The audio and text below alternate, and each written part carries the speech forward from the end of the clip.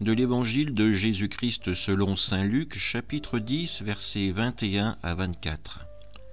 À l'heure même, Jésus exulta de joie sous l'action de l'Esprit Saint, et il dit : « Père, Seigneur du ciel et de la terre, je proclame ta louange. Ce que tu as caché aux sages et aux savants, tu l'as révélé aux tout petits. Oui, Père, tu l'as voulu ainsi dans ta bienveillance. Tout m'a été remis par mon Père. Personne ne connaît qui est le Fils sinon le Père, et personne ne connaît qui est le Père sinon le Fils, et celui à qui le Fils veut le révéler. » Puis il se retourna vers ses disciples et leur dit en particulier : « Heureux les yeux qui voient ce que vous voyez, car je vous le déclare, beaucoup de prophètes et de rois ont voulu voir ce que vous-même voyez et ne l'ont pas vu, entendre ce que vous entendez et ne l'ont pas entendu. » Acclamons la parole de Dieu. À travers l'histoire sainte, nous voyons le Seigneur se révéler progressivement, tout d'abord au peuple d'Israël, puis aux nations.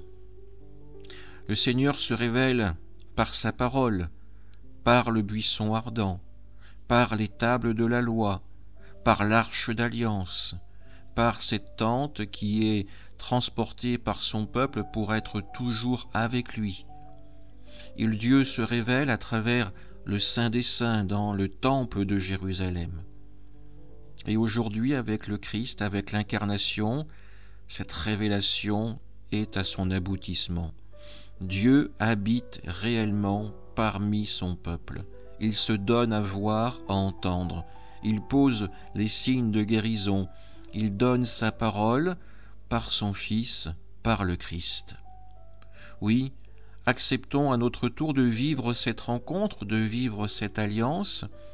Laissons derrière nous notre orgueil, nos préjugés, le regard de la société, pour entrer dans une véritable relation personnelle avec le Christ, pour recevoir de lui son amour, sa miséricorde, et que sa parole nous aide toujours à avancer vers le royaume de Dieu. Amen.